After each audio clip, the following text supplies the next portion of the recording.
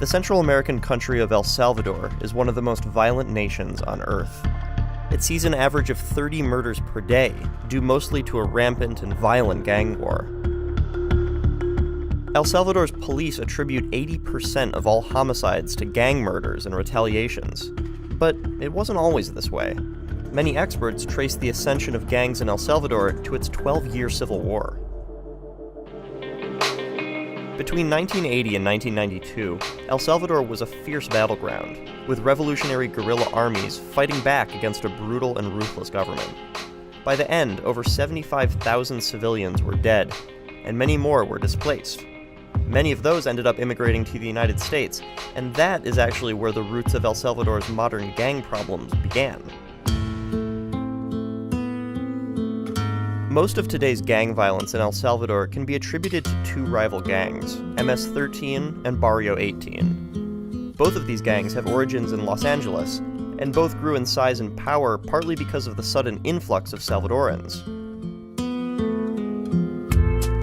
But the United States began to fight back, and they began to deport gang members back to their home country, a country still torn apart by civil war.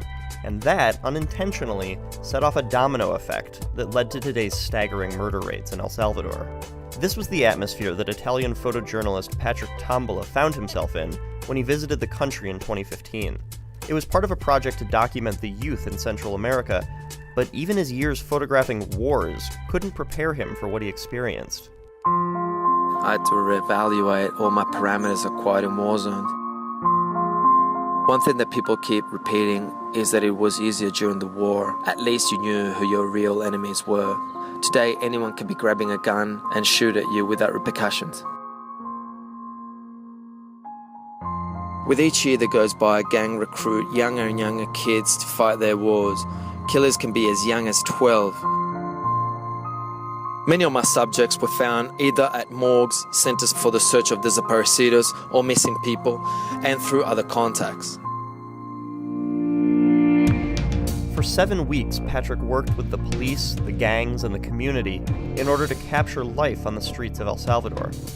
Both day and night, Patrick risked his life to get up close and personal to a world that most of us don't normally see.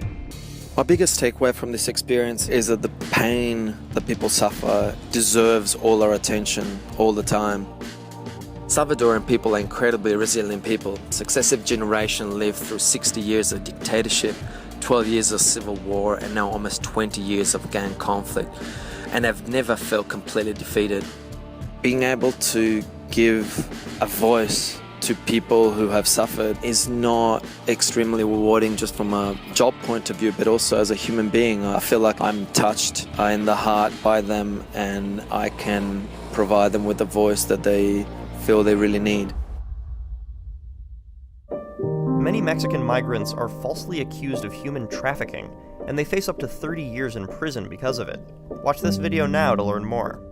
Luis's false conviction sheds some light on how Chiapas is counting their successes. According to Luis, of those 60 traffickers who were convicted and sentenced, 10 of them were eventually freed, and 3 of them were completely exonerated. Thanks for watching, and don't forget to subscribe.